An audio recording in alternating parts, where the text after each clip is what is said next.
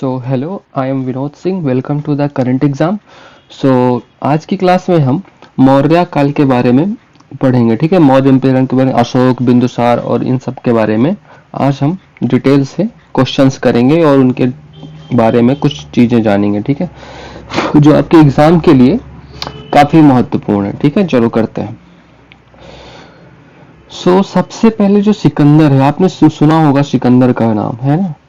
तो सिकंदर का नाम आपने सुना होगा। तो सिकंदर जो अचमेनिद सम्राट था, डेरियस तृतीय, उसको पराजित करने के बाद हिंदकुश को उसने पार किया। जो हिंदकुश पर्वत है ना, नॉर्थ इंडिया में, उसको पार किया और उत्तर पश्चिम भारत में प्रवेश किया, जो 327 ईसा पूर्व में एक अचमेनिद प्रांत था। ठीक है, तो 327 ईस्वी में वो ईसा पूर्व में सिकंदर भारत में एंट्री ले लिया।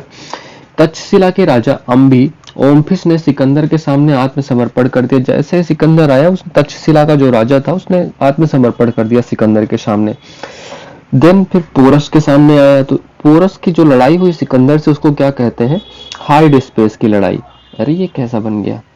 तो पोरस के साथ जो लड़ाई हुई उसको हाइड स्पेस की लड़ाई कहते हैं। ठीक है, झेलम नदी के किनारे जो हुई। तो झेलम और राबी के बीच जो लड़ाई हुई, ये आपको याद रखना है। शासन करने में पोरस को शुरुआती प्रतिरोध, पोरस ने मतलब अच्छी खासी लड़ाई की, सिकंदर को मतलब बहुत तगड़ा प्रतिद्वंद दिया। पराजित हो गया लास्ट में और उसे पकड़ लिया गया, लेकिन सिकंदर ने बाद में उससे प्रभावित होकर उसे सत्ता में बहाल कर दिया। उसे वापस से उसकी सत्ता लौटा दी। कहा, भाई यार, मैं तुम्हारी वीरता से प्रसन्न हुआ, इसलिए तुम आजाद रहो। चलो तो अब मौर्य एम्परर के बारे में करते हैं। ये जो मौर्य एम्परर का कुछ प्रारंभिक दृश्य था। तो चलो, साहित्यिक स्रोत कहाँ से मिले मौर्य एम्परर के साहित्यिक स्रोत? एक तो मेगास्थनीज की इंडिका हो गई। ये आपको रचनाएं भी याद रखनी है, सीधे पूछा जाता है, बहुत ही इंपॉर्टेंट सारी हैं। कौटिल्य की अर्थशास्त्र हो गई। विशाख दत्त की मुद्रा राक्षस, धर्मशास्त्र ग्रंथ और बौद्ध ग्रंथ कौन कौन से? जातक कथाएं हो गई, दीपवंश, महावंश, मैंने इनको बौद्ध ग्रंथ में कराया है सब कुछ। ठीक है, और पुरातात्विक स्रोत कौन कौन से हैं? पुरातात्विक स्रोत में पंचमार्क सिक्के जो महाजनपद काल के हैं, उत्तरी काले पॉलिश वाले बर्तन, ये भी महाजनपद काल से मिले थे। पाटलिपुत्र में चंद्रगुप्त मौर्य का लकड़ी का महल। तो चंद्रगुप्त मौर्य ने पाटलिपुत्र में अपने एक लकड़ी का महल बनाया था, जो बहुत ही प्रसिद्ध है और बहुत ही महत्वपूर्ण है। ये क्वेश्चन सीधे पूछा जा सकता है। तो उससे भी मौर्य एम्परर के साक्ष्य मिलते हैं। और सबसे महत्वपूर्ण अशोक के शिलालेख और बृहद एंड लघु शिलालेख, दोनों बहुत ज्यादा इंपॉर्टेंट है। इससे तो पूरा ही कहानी ही पता चल जाती है। ठीक है, चलो। तो सबसे पहला राजा कौन था? चंद्रगुप्त मौर्य, जो महत्वपूर्ण एम्परर था। कार्यकाल क्या था? 322 ईसा पूर्व से 298 ईसा पूर्व। तो चंद्रगुप्त को सेंड्रोकोटस भी कहते हैं, सेंड्रोकोटोस। ठीक है, जैसा कि उन्हें ग्रीक साहित्य में संदर्भित किया गया है। तो सेंड्रोकोटस ग्रीक साहित्य में उन्हें कहा गया। धनानंद के खिलाफ इन्होंने कई युद्ध किए। तो ये चाणक्य की सहायता से धनानंद के खिलाफ इन्होंने कई युद्ध किए और देश को ग्रीक शासन से मुक्त भी कराया, और आखिर में इन्हें जीत भी मिल गई। तो ये चंद्रगुप्त मौर्य साहब है, इनको देखो, इतने दुबले पतले हैं, बट इन्होंने चाणक्य की बुद्धि का इस्तेमाल किया, और जिस वजह से इन्होंने धनानंद की इतनी बड़ी सेना थी ना, उसको भी परास्त कर दिया। उन्होंने चाणक्य की मदद से 322 ईसा पूर्व में मौर्य साम्राज्य की नींव रखी। तो ये चाणक्य की मदद से उन्होंने 322 ईसा पूर्व में मौर्य साम्राज्य की नींव रखी। तो ब्यास और बंगाल की खाड़ी के बीच के क्षेत्र पर विजय प्राप्त करने के बाद चंद्रगुप्त ने पूरे देश में अभियान चलाया और आंध्र, कर्नाटक, महाराष्ट्र, गुजरात और मध्य क्षेत्रों को मौर्य साम्राज्य में शामिल कर लिया। इस प्रकार उत्तर भारत के पहले एकीकरण का श्रेय चंद्रगुप्त मौर्य को जाता है। तो उत्तर भारत को जो पहला एकीकरण है महत्वपूर्ण, वो चंद्रगुप्त मौर्य को दिया जाता है। तो इसने उत्तर भारत में पूरा कब्जा कर लिया। चलो, 305 ईसा पूर्व में चंद्रगुप्त ने सिकंदर के बाद यूनानी सम्राट सेल्यूकस निकेटर को भी हराया। तो सेल्यूकस निकेटर को कब? 305 ईसा पूर्व में। पहले सिकंदर को इसने खदेड़ा। सिकंदर से वैसे खास कोई लड़ाई नहीं हुई, बट सेल्यूकस निकेटर से इनको युद्ध हुआ और उसमें सेल्यूकस निकेटर पराजित हुआ। अब मेगास्थनीज नामक यूनानी राजदूत को सेल्यूकस ने चंद्रगुप्त मौर्य के दरबार में भेजा था। तो ये आपको याद रखना है, मेगास्थनीज को किसने भेजा था चंद्रगुप्त मौर्य के दरबार में? सेल्यूकस ने। अब जैन स्रोतों के अनुसार चंद्रगुप्त ने अपने जीवन के अंतिम समय में जैन धर्म अपनाया और अपने बेटे के पक्ष में सिंहासन त्याग दिया। तो जैन धर्म अपनाया और बेटे के पक्ष में सिंहासन त्याग दिया। तो जैन संत भद्रबाहु के साथ वह श्रवणबेलगोला कर्नाटक गए, जो एक जैन तीर्थ स्थल है और यहीं पर स्टैचू ऑफ गोमतेश्वर है। तो श्रावणबेलगोला के बारे में याद रखना, एक जैन तीर्थ स्थल है जो कहाँ है, कर्नाटका में।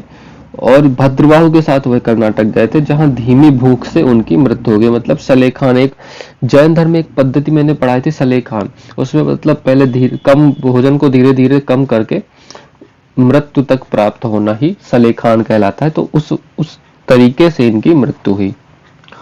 तो जिससे पता चलता है कि ये भी जैन धर्म के अनुयायी थे। ठीक है, चलो नेक्स्ट है बिंदुसार। ये चंद्रगुप्त मौर्य का पुत्र था। तो चंद्रगुप्त के बाद उनके बेटे बिंदुसार ने राजगद्दी संभाली, जिन्हें यूनानियों ने अमित्रोचेटस, तो ये बिंदुसार का उपनाम है या अदर नेम भी कह सकते हो, अमित्रोचेटस, अमित्रघात भी कहते हैं। शत्रुओं का नाश करने वाला बिंदुसार को कहा गया। तो मद्रासर सिंहसेन बिंदुसार के लिए अन्य नाम भी हैं। तो मद्रासर के नाम से भी जाना जाने लगा, सिंहसेन के नाम से भी जाना जाता था। तो ये कुछ अन्य नाम भी हैं। तो कौन कौन से नाम हो गए, अमित्रघात, मद्रासर, सिंहसेन, शत्रुओं का नाश करने वाला, ये सब बिंदुसार को कहते हैं। इनका कार्यकाल 298 ईसा पूर्व से 273 ईसा पूर्व तक। अब बिंदुसार ने मखली गौशाला द्वारा स्थापित चरम भाग्यवादी आदेश आजीविका धर्म का पालन किया।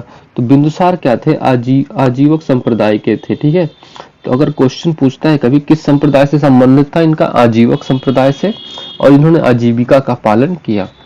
बिंदुसार ने सीरिया के सेल्यूसिड राजा एंटियोकस के साथ अच्छे राजनीतिक संबंध बनाए और उनसे 3 चीजें मांगी उन्होंने।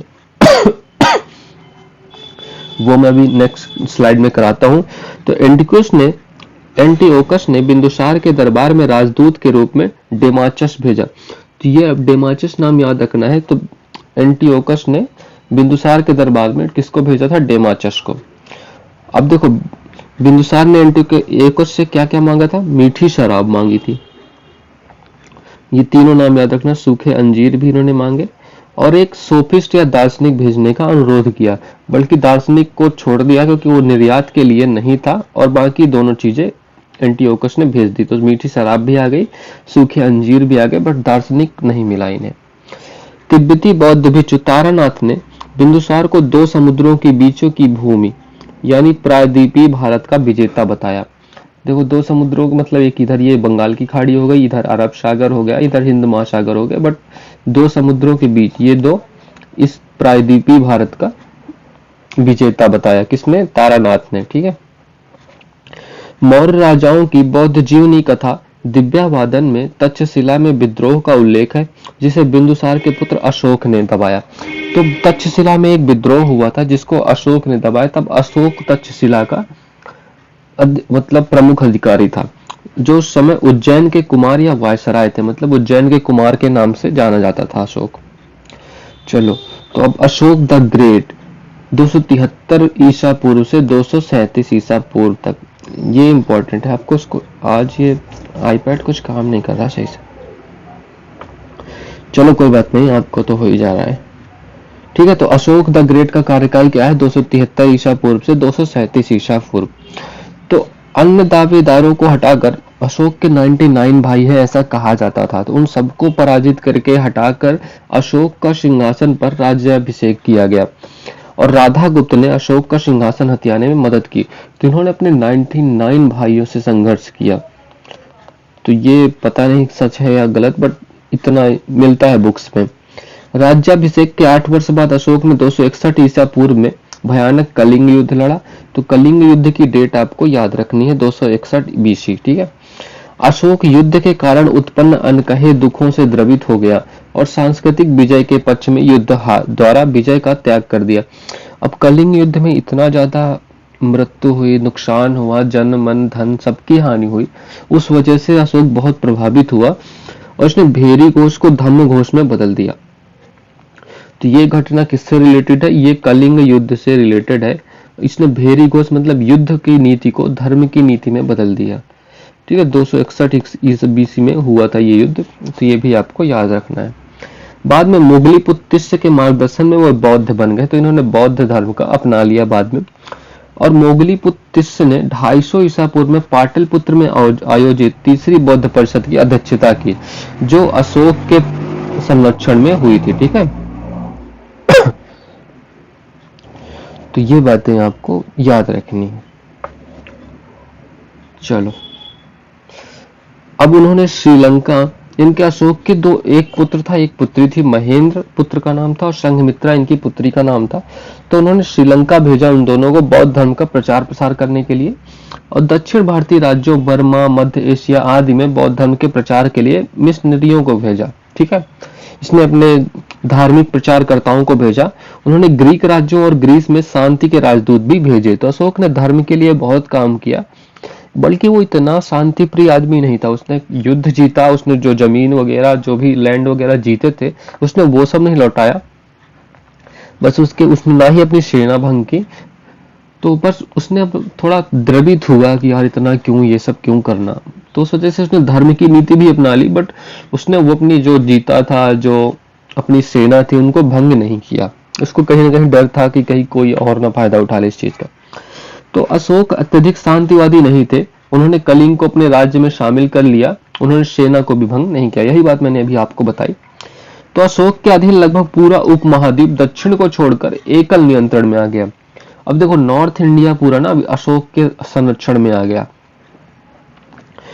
और उसको कितने भागों में, उत्तर पथ भागों में, तक्षशिला जिसको कहा जाता था, अवंती राष्ट्र, उज्जैन। अच्छा, ये पांचों भाग आपको याद रखने हैं। ठीक है, उत्तर पथ हो गया एक, और अवंती राष्ट्र उज्जैन हो गया, प्राची जिसको पाटलिपुत्र के नाम से जाना जाता है, प्राची हो गया, कलिंग, तोशाली, और दक्षिण पथ सुवर्णगिरी। ये महत्वपूर्ण है।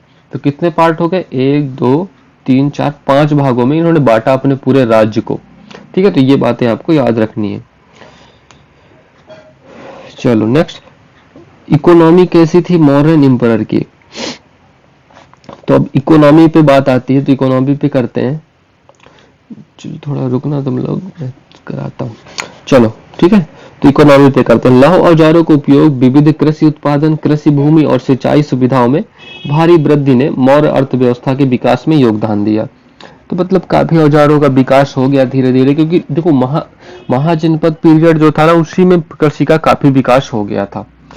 कौटिल्य के अर्थशास्त्र और जैन ग्रंथों में भी अकाल की घटनाओं का उल्लेख मिलता है, तो अकाल वगैरह भी पढ़ते रहते थे। सोह गौरा ताम्रपत्र शिलालेख, ये आपको याद रखना है। ठीक है, तो देखो यार ये क्या बन रहा है यार आज, ये छोड़ो, इसको बनाना ही नहीं है आज। सोह गौरा ताम्रपत्र शिलालेख और महास्थान शिलालेख अकाल के दौरान अपनाए जाने वाले राहत उपायों से संबंधित थे। तो मतलब राहत के उपाय जो सोह गौरा ताम्रपत्र शिलालेख से भी मिले। बिक्री के लिए शहर में लाई जाने वाली वस्तुओं पर टोल लगाया जाए, टोल टैक्स लगने लगा। ठीक है, ये आपको याद रखना, ये महत्वपूर्ण उपलब्धि थी इसकी, इस काल की, अशोक के काल की। सामान्य कराधान दर उपज का 6वां हिस्सा था, तो 1/6 कर लगता था। ठीक है, जो भी उपज होगा उसका 1/6 आपको राज्य को देना पड़ेगा। राजसी भूमि को सीता कहा जाता है, और ये क्वेश्चन बहुत बार पूछा जाता है, तो आपको ये पता होना चाहिए, राजसी भूमि को सीता कहा जाता था। ठीक है, और जो उस भूमि का अध्यक्ष होता था उसको सीताध्यक्ष के नाम से भी जाना जाता था। मौर्य राज्य में कठोर कानूनी और दंड व्यवस्था थी। कर चोरी करने वालों को मृत्यु दंड दिया जाता था। मतलब जो कर नहीं देता था, कर से बचाव करता था या चोरी करता था ना, उनको सीधे मृत्यु दंड। समझ रहे हो। लेन देन के लिए पंचमार्क सिक्के जो महाजनपद काल से चले आते थे, ठीक है, वो चांदी के थे, ज्यादातर का इस्तेमाल किया जाता था। मोस्टली चांदी के ही होते थे पंचमार्क सिक्के। महाजनपद काल में भी ऐसे ही होता था, और मौर्य काल में भी यही होता था। ठीक है, धन का इस्तेमाल केवल व्यापार के लिए ही नहीं किया जाता था। सरकार ने अपने अधिकारियों को नगद, मतलब उनको वेतन देने के लिए, और व्यापार में लेन देन के लिए तो कर ही रहे हो आप, बट अब वेतन भी धन से ही किया जाता था। ठीक है, तो ये भी आपको याद रखना है। किराए पर लिए गए मजदूरों को कर्मकार कहा जाता था। खनन, जंगल, नमक, शराब की बिक्री, हथियारों के निर्माण और धातु कर्म पर राज्य का एकाधिकार था। मतलब समझो आप, राज्य सूची के विषय थे ये लोग। खनन था, जंगल। अच्छा ये बताओ, नमक और खनन अब किस सूची के विषय, ये आपको होमवर्क है, आप मुझे टेलीग्राम पे या कमेंट सेक्शन में बता सकते हो। ठीक है, ठीक है, तो ये इन सब चीजों पर राज्य का एकाधिकार था। चलो नेक्स्ट करते हैं। समाज, अब सोसाइटी कैसी थी, मॉडर्न सोसाइटी, मौर्य काल की सोसाइटी कैसी थी। समाज स्पष्ट रूप से 4 वर्ण व्यवस्था में विभाजित था। समाज में दास प्रथा भी विद्यमान थी। समाज अनेक जातियों और उपजातियों में विभाजित था। समानता किसी पेशे या व्यवसाय पर आधारित है, मतलब पेशे या व्यवसाय के अधिक आधार पर उनको कई जातियों में विभाजित कर दिया गया था।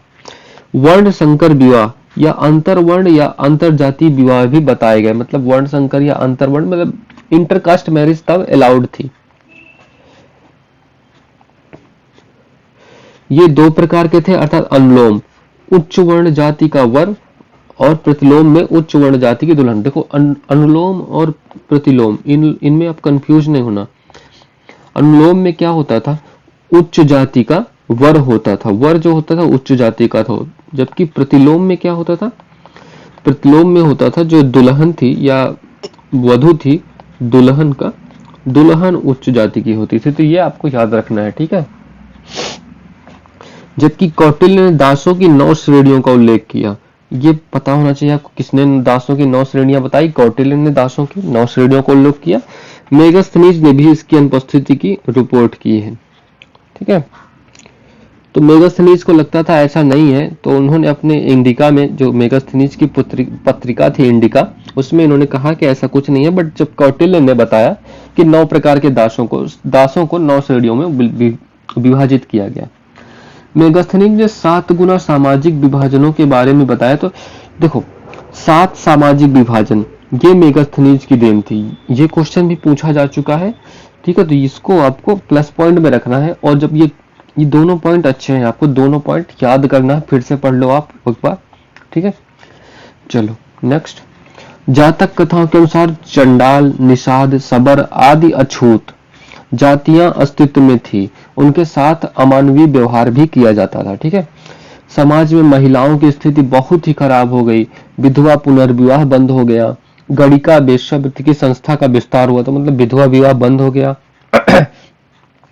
वेश्यावृत्ति की और बढ़ोतरी हुई, मतलब इन महिलाओं की स्थिति बद से बदतर होती चली जा रही है। महाजनपद काल से भी ऐसा ही होना है। तो अधिकांश कारीगर शूद्र थे, फिर भी उन्हें सबसे कम वेतन दिया जाता था। उनसे जबरन श्रम कराया जाता था। जो मतलब शूद्र थे, उनके कारीगर लोग मतलब काम करने वाले, कम वेतन था, तो इनकी भी स्थिति थोड़ी खराब होती गई, ठीक है। चलो अब अशोक का धर्म क्या है। अशोक का धर्म क्या है। अशोक बौद्ध थे, लेकिन उन्होंने नैतिकता के कुछ सिद्धांतों को बढ़ावा दिया, जिन्हें धम्म के नाम से जाना जाता था। धम्म के 4 मुख्य बिंदु कौन थे, एक सहिष्णुता हो गया, अहिंसा हो गया, अच्छा आचरण हो गया, और ब्राह्मणों और भिक्षुओं का सम्मान करना, और कल्याण हो गया, ठीक है। तो देखो सहिष्णुता, अहिंसा, आचरण और कल्याण, इन चारों पर धम्म के इनके मुख्य बिंदु थे, 4 मुख्य बिंदु। धम्म के प्रचार के लिए धम्म महामात्र नामक एक अधिकारी नियुक्त किया गया था। ये क्वेश्चन भी पूछा जा चुका है, ठीक है। अशोक की बेटी संघमित्रा को श्रीलंका में महिलाओं को बौद्ध धर्म में परिवर्तित करने के लिए ताम्रपर्णी नामक जगह पे भेजा गया था। तो ये मैंने अभी कराया भी था आपको पिछली स्लाइड में। अशोक के धर्म को सांप्रदायिक आस्था नहीं माना जाता था। उनकी शिक्षाओं का उद्देश्य सहिष्णुता के आधार पर मौजूदा व्यवस्था को बनाए रखना था। मतलब इन्होंने मेन फोकस क्या था इनका, सहिष्णुता था, अहिंसा था, अच्छा आचरण और कल्याण, लोगों का कल्याण, ठीक।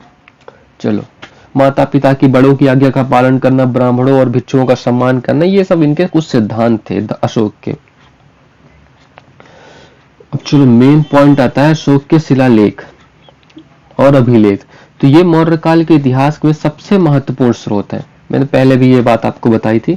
इनके आकार के आधार पर इन्हें निम्न प्रकार से वर्गीकृत किया गया है, प्रमुख और लघु शिलालेख।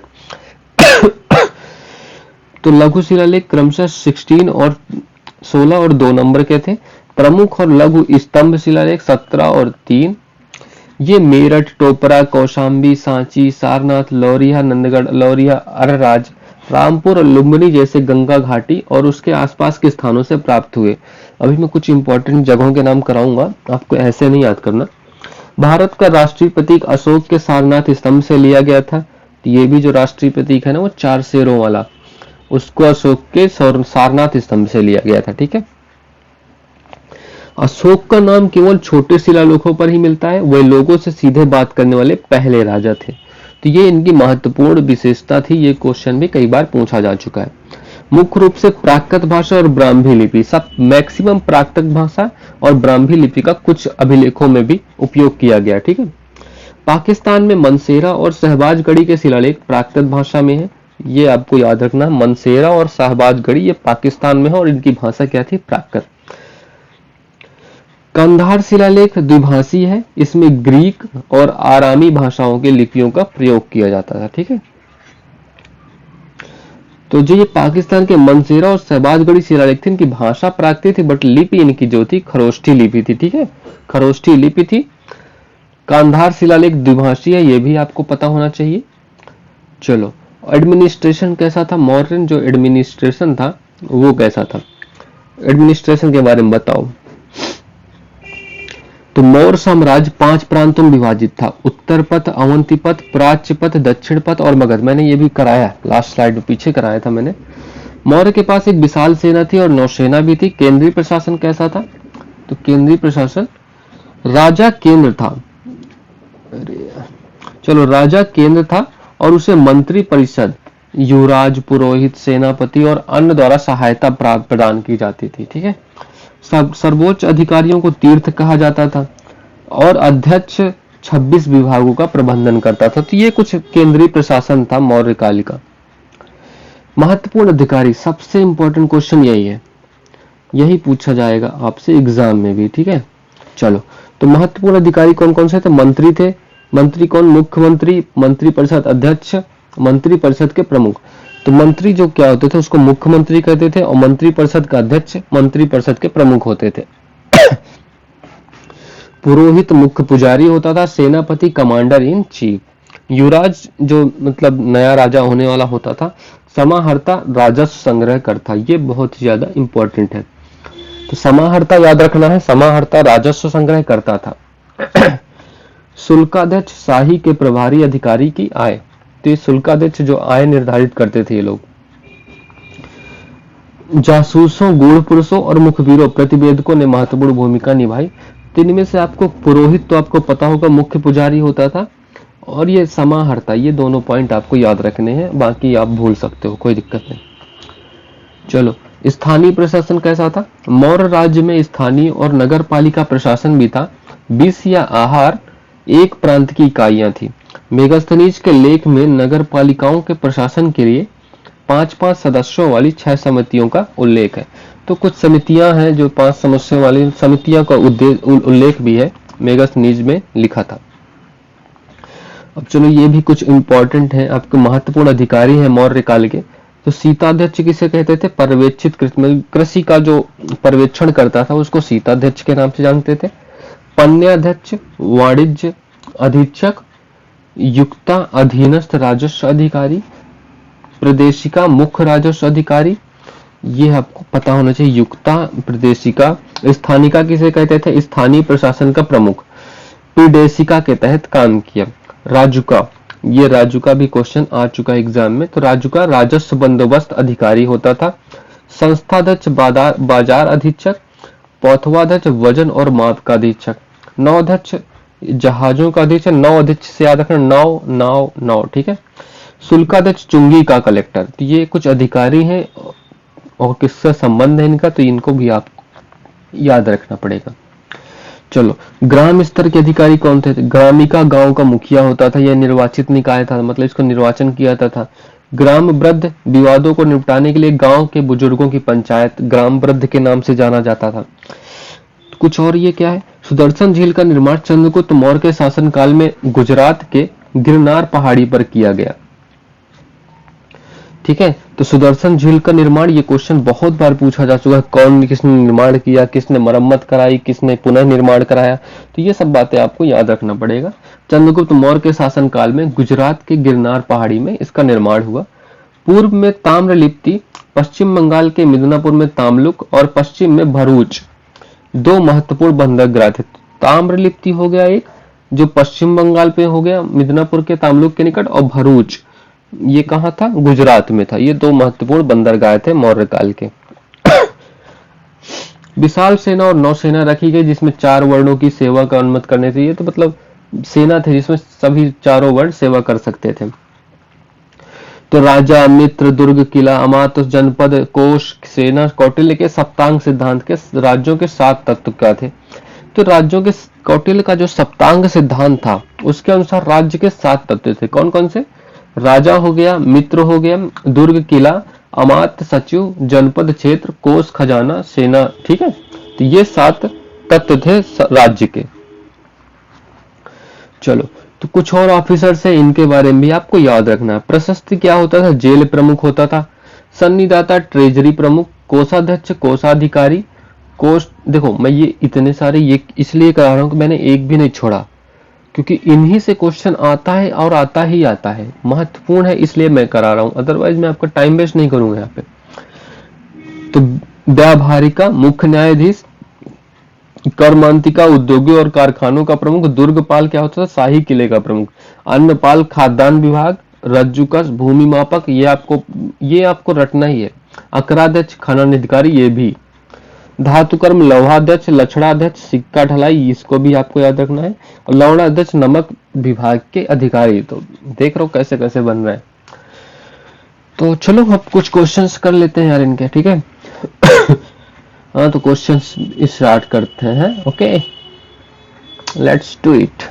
तो निम्नलिखित में से कौन सा राज्य सप्तांग सिद्धांत के अनुसार राज्य का 7वां भाग है? 7वां भाग बताओ कौन सा है? अभी तो कराया मैंने, बताओ 7वां भाग कौन सा है? तो मित्र जो है ना वो 7वां भाग है, ठीक है। तो राज्य के सप्तांग सिद्धांत के अनुसार मित्र राज्य का 7वां भाग है। मित्र राज्य के कान की तरह है। राजा के सहयोगी उसे शांति और युद्ध में सहायता करते हैं। इस संदर्भ में कौटिल्य आदर्शवादी और नकली सहयोगियों के बीच अंतर करते हैं। कृत्रिम से प्राकृतिक बेहतर है। जिस राजा का मित्र लालची, कामुक और कायर हो उसका विनाश अवश्य भाई है। तो मतलब मित्र के बारे में कौटिल्य ने ये सारी बातें लिखी कि ये राजा नहीं, हर किसी के बारे में है यार।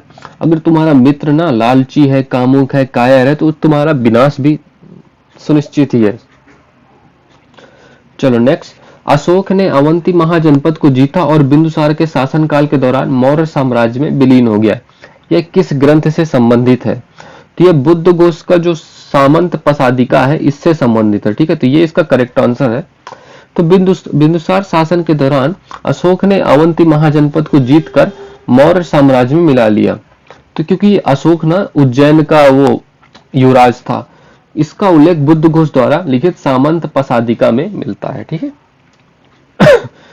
नेक्स्ट, निम्नलिखित में से अशोक के निम्नलिखित शिलालेखों में से किसमें दक्षिण भारतीय राज्यों का उल्लेख किया गया है? तो अशोक का जो दूसरा प्रमुख शिलालेख था उसमें दक्षिण भारत के राज्यों का उल्लेख किया गया था। तो अशोक के 14 प्रमुख शिलालेख हैं, जिसमें से सेकंड में दक्षिण भारत के पांड्य, सतियापुत, केरलपुत और चोल साम्राज्य की उपस्थिति का वर्णन है। तो दूसरे शिलालेख में दक्षिण भारत के राज्यों का वर्णन किया गया है। नेक्स्ट, निम्नलिखित में से कौन सा स्तूप प्रवेश द्वार अशोक द्वारा अपनी 2 रानियों के साथ बोधि वृक्ष की तीर्थ यात्रा को दर्शाता है? तो बताओ ये कौन सा था? सांची स्तूप था, बोधि वृक्ष की तीर्थ यात्रा को दर्शाता है। तो अशोक की अपनी 2 रानियों के साथ बोधि वृक्ष की तीर्थ यात्रा का चित्रण मध्य प्रदेश राज्य में स्थित सांची के महान स्तूप से जुड़ा है, जो सबसे पुराने और सबसे अच्छी तरह से संरक्षित बौद्ध स्तूपों में से एक है। तोरण प्रतीकात्मक में समृद्ध है और महत्वपूर्ण बौद्ध घटनाओं के दृश्य के आख्यान के रूप में काम करते हैं। तो बौद्ध, ये सांची कहाँ है? ये एमपी मध्य प्रदेश में स्थित है और इसी में अशोक के बोधि वृक्ष की तीर्थ यात्रा को दर्शाता है, जिसमें अशोक की 2 रानियां उनके साथ थी। निम्नलिखित में से किसने सम्राट अशोक के शिलालेखों को सबसे पढ़ा? तो ये कौन थे? जेम्स प्रिंसेप साहब थे। ये क्वेश्चन तो आपको रटा होगा। तो इन्होंने सबसे पहले पढ़ा था, कब पढ़ा था? 1936 में। ये 1936, आप डेट कंफर्म कर लेना एक बार, ठीक है। चलो, निम्नलिखित में से किस राहत मूर्ति कला शिलालेख में रान्यो अशोक का उल्लेख अशोक के पत्थर के चित्र के साथ किया गया है? तो ये बताओ। तो कंगना हाली बौद्ध स्तूप कर्नाटक के कालाबुरागी जिला में स्थित है, भीमा नदी के किनारे। तो ये कहाँ स्थित है? कर्नाटक में कालाबुरागी जिले में भीमा नदी के तट पर स्थित है। इसमें अशोक को उसकी रानी के साथ एक पत्थर का चित्र है, जिसके नीचे रान्यो अशोक लिखा हुआ है। मतलब अशोक की रानी का जो अशोक और उसकी रानी साथ में थे और राजा अशोक लिखा हुआ था कंगना हाली में। ठीक है, नेक्स्ट, निम्नलिखित युग्मों पर विचार करें, अशोक के प्रमुख स्थान और राज्य शिलालेख कहाँ है। ठीक है, तो कहाँ है, चलो बताओ। तो धौली जो है वो उड़ीसा में ही है, बिल्कुल सत्य है। इरगुड़ी कहाँ है, आंध्र प्रदेश में, ये भी सत्य है। जौगड़ा कहाँ है, जौगड़ा मध्य प्रदेश में नहीं है, ये कहाँ है, ये भी उड़ीसा में ही है। कलसी कहाँ है, अरे क्या होगा, कलसी कहाँ है, ये भी कर्नाटक में नहीं है, ये कहाँ है, उत्तराखंड में है। ठीक है, तो इनमें से उपयुक्त में कितने युग्म सही सुमेलित है, 2 ही युग्म सही सुमेलित है, तो option number B correct answer होगा। धौली उड़ीसा में, एरगुड़ी आंध्र प्रदेश में, जौगड़ा उड़ीसा में, कलसी का उत्तराखंड में। ठीक है, चलो नेक्स्ट, निम्नलिखित में से अशोक के शिलालेख, कौन सा शिलालेख धार्मिक संश्लेषण की बात करता है। तो इनमें से कौन सा शिलालेख धार्मिक संश्लेषण की बात करता है, तो रॉक एडिक्ट, ये 12 नंबर का। ठीक है, तो देखो प्रमुख शिलालेख सेकंड नंबर में क्या होता है, 12 नंबर पहले पढ़ लो तुम। इसमें विभिन्न धार्मिक संप्रदायों के बीच सहिष्णुता का निर्देश और अनुरोध दिया गया। तो जो 12वें नंबर का शिलालेख था ना, उसमें धार्मिक संश्लेषण की बात करता था। ठीक है, और दूसरे नंबर में क्या था, मनुष्यों और पशुओं के लिए चिकित्सा का उपचार प्रदान करने का भी उल्लेख है। और ये 11वें नंबर में यह धम्म की नीति की व्याख्या करता है, ये इंपॉर्टेंट है आपको। धम्म की नीति 11वें नंबर के शिलालेख में है और बड़ों के प्रति व्यक्ति के व्यवहार और जानवरों को मारने से पहले परहेज करने और दोस्तों के प्रति उदार होने पर भी जोर देता है। और ये 13वें नंबर पे ये कहता, शिलालेख कहता है कि विजय का मार्ग युद्ध नहीं है बल्कि धम्म है। यह उन गहन प्रक्रियाओं की तार्किक परिणति थी जो पहले लिखा शिलालेख से शुरू हुई थी। ठीक है, तो ये कुछ शिलालेख हैं, इंपॉर्टेंट थे, मैंने करा दिया। तो चलो, so that's all for this class. यार सब्सक्राइब कर दो और अपने दोस्तों को भी शेयर कर दो यार, थोड़ा सपोर्ट करो मुझे। So have a good day and thank you everyone.